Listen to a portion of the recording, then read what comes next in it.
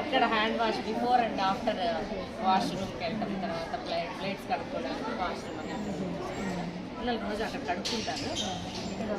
మేము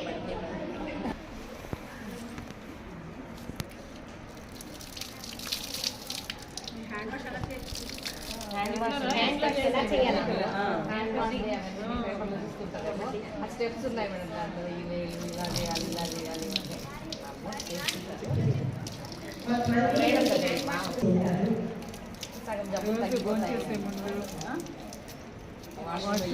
వెళ్ళిన తర్వాత శుభ్రంగా క్లీన్ చేసుకోవాలి. ఏదైనా తినే ముందు ఖచ్చితంగా హ్యాండ్ వాష్ చేసుకొని తీసుకోవాలి.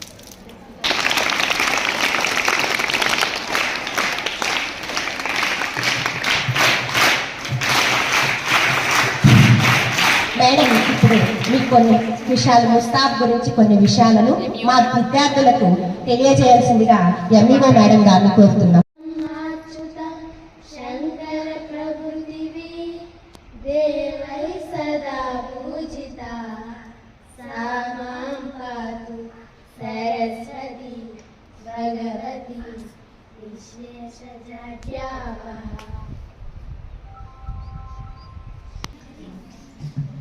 Good morning to all. ఈరోజు ప్రత్యేక దినంగా చెప్పుకోవచ్చు. మనము మన పలమనేరు నియోజకవర్గ శాసనసభ్యులైనటువంటి మన ఎన్ అమర్నాథ్ రెడ్డి గారి సతీమణి అని కాదు కానీ she's a scholar. Last year మేము మిమ్మల్ని పిలవంగానే ఎన్ని పనులున్నా మన పిల్లలకి మాకు కొంచెం పరిచయం ఏర్పడుతుంది, మా స్కూల్ ఎలా ఉంది అని అవకాశం కోసం ఎదురు చూస్తున్నాము. వెళ్ళి పిలవంగానే మా కోరికను మన్నించి వచ్చినందుకు చాలా థ్యాంక్స్ మేడం. దీనికి సంధానకర్త మన సార్ పేరేమే పనులున్నా మా కోసం వచ్చినందుకు చాలా థ్యాంక్స్ సార్. ఈ రోజు ఇంతవరకు చెప్పిన ప్రకారము ప్రాధాన్యత ఇంతవరకు మేడం చెప్పారు కదా, ఇప్పుడు మేడం గారిని అది ఆవిష్కరించవలసిందిగా మీ ద్వారా మేము స్టార్ట్ చేస్తాం మేడం ఈ ప్రోగ్రామ్ ని. Please welcome madam.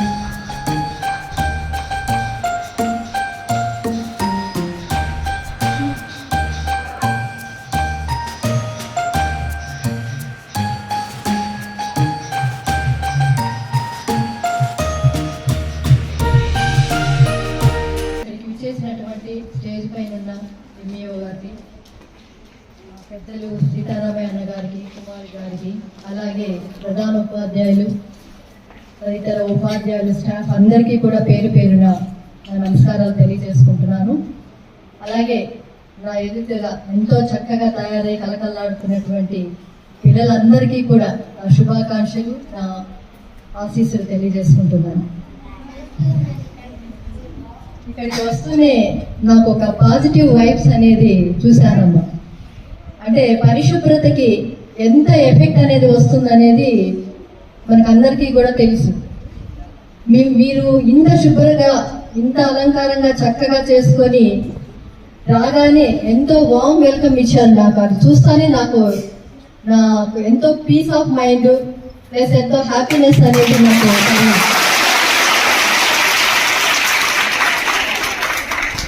మరోసారి మీ అందరికీ కూడా ఆశీర్వాదాలు.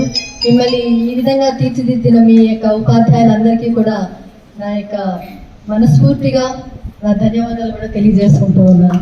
అయితే ఆరోగ్యమే మహాభాగ్యము, అలాగే శుభ్రత ఎక్కడుందో అక్కడ దైవం ఉంటుంది అన్నది మన తాతల కాలం నుంచి ఒక నానుడు ఉంది. విన్నారా అమ్మా? అంతే కదా, మన ఇళ్ళ ముందర కల్లాపు జల్లి ముగ్గు వేసి శుభ్రంగా ఉంచుకుంటాం. ఎందుకు? లక్ష్మీదేవి వస్తుంది అని చెప్తుంటారు మన అమ్మ, నాన్న, తాతలు అందరూ కూడా.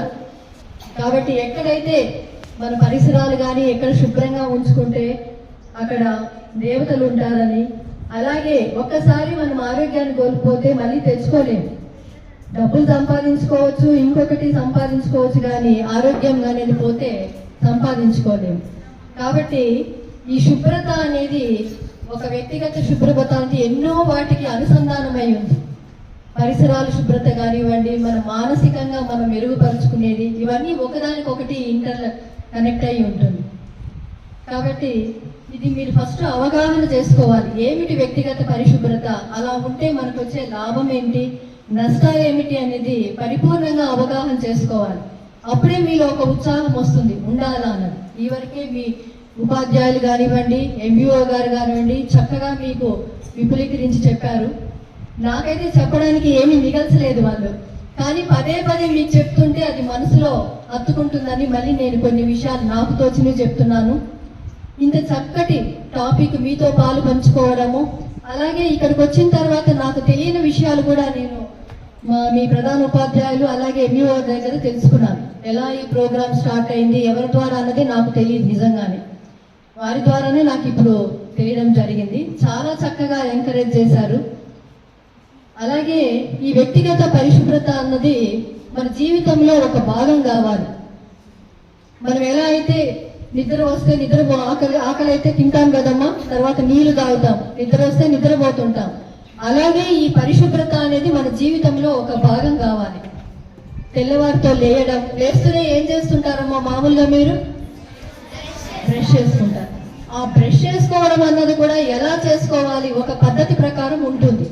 గబగబా తోమేసుకోవడం కాదు, ప్రతి పంటిని శుభ్రం చేసుకోవాలి, నాలుకను శుభ్రం చేసుకోవాలి. ఇవన్నీ కూడా మీ టీచర్స్ తల్లిదండ్రుల తర్వాత నెక్స్ట్ వాళ్ళే, కాబట్టి ఇవన్నీ కూడా మీకు చెప్పింటారు. కరెక్ట్గా చేసుకోవాలి. చేసుకోవడం వల్ల మీకు మంచి ఆరోగ్యం ఉంటుంది. చేసుకోకపోతే నోటి దుర్వాసన, వివిధ రకాలైన వ్యాధులు కూడా మనకు వస్తాయి. అలాగే మిగతా భాగాలు కూడా స్నానం చేసేటప్పుడు ప్రతి శరీర భాగం కూడా మనము కాన్షియస్ లో ఒక అవేర్నెస్ పెట్టుకొని ప్రతి భాగాన్ని కూడా క్లీన్ చేసుకోవాలి.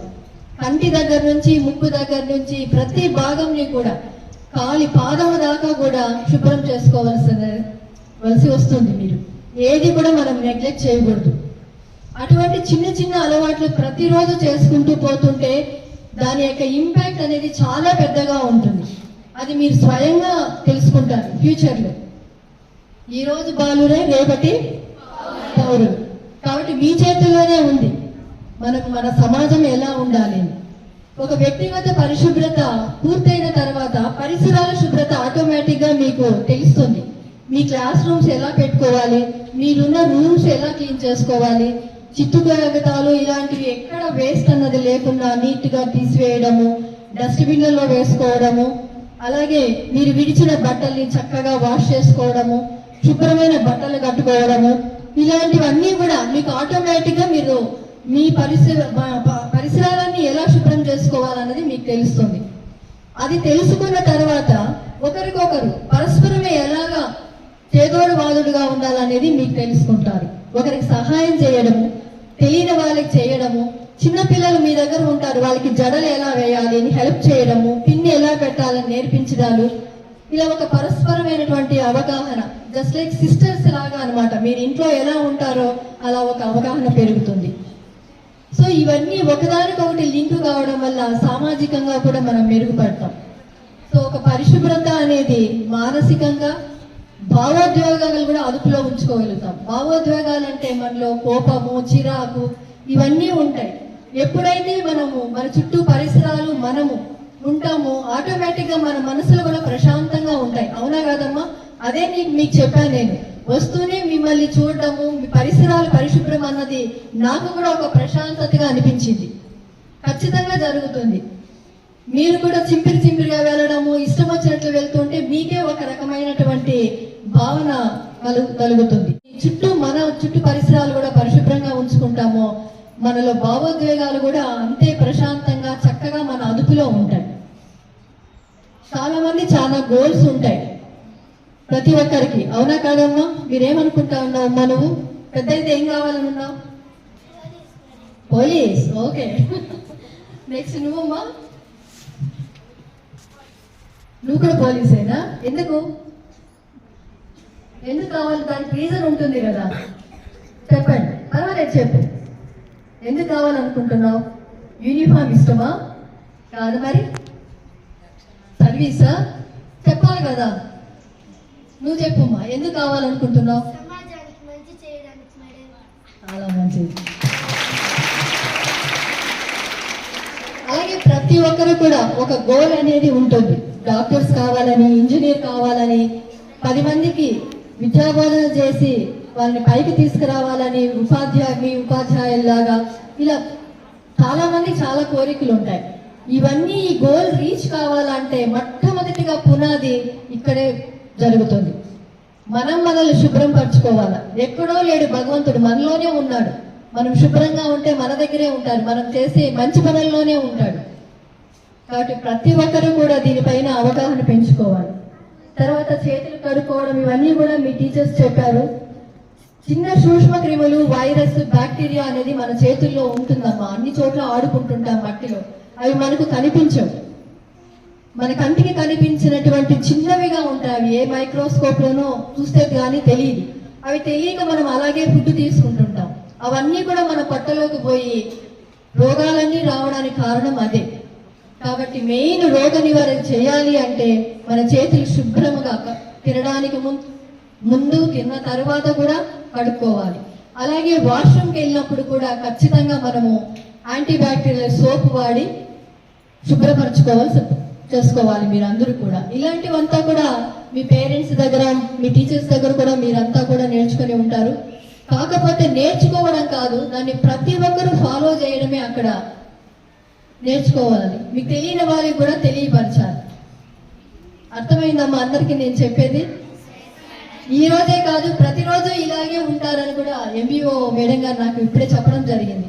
ఆ మాట వింటే నాకు చాలా సంతోషమైంది. మీ టీచర్స్ మిమ్మల్ని ఎంకరేజ్ చేసే విధానము, మీరు కూడా అలాగే వాళ్ళని ఫాలో కావడం అని విన్న తర్వాత నాకు చాలా సంతోషమైంది. ఇలాగే ఉండాలి. మీరు రేపు మీ ఆశయాలకు అనుగుణంగా ఇలాంటి రోజు ఇలాంటి చిన్న చిన్న స్టెప్సే మీరు తీసుకున్నది. మార్నింగ్ లేయడము, శుభ్రం చేసుకోవడము, పరిసరాలను క్లీన్ చేసుకోవడం, స్కూల్కి రావడం, ఇలాంటి చిన్నవి ఒక గట్టి పునాది ఏర్పడి రేపు పొద్దున్నే మీరు అనుకున్నది కోరిక నెరవేరడానికి దోహదపడుతుంది. కాబట్టి మీ కోఆపరేషను ఉపాధ్యాయులకు అవసరము, వారి యొక్క సహకారము మీకు అవసరం. కాబట్టి వారి మాట చక్కగా విని వాళ్ళు చెప్పింది కరెక్ట్గా మీరు ఫాలో అవుతారని నేను ఆశిస్తున్నాను. అలాగే ప్రతి ఒక్కరు కూడా వాళ్ళు ఏమి అనుకున్నారో వారి కోరికలు కూడా నెరవేరాలని మరోసారి ఆ భగవంతుని ప్రార్థిస్తూ మరోసారి మీకు అందరికీ కూడా పేరు పేరున ధన్యవాదాలు తెలియజేసుకుంటున్నాను.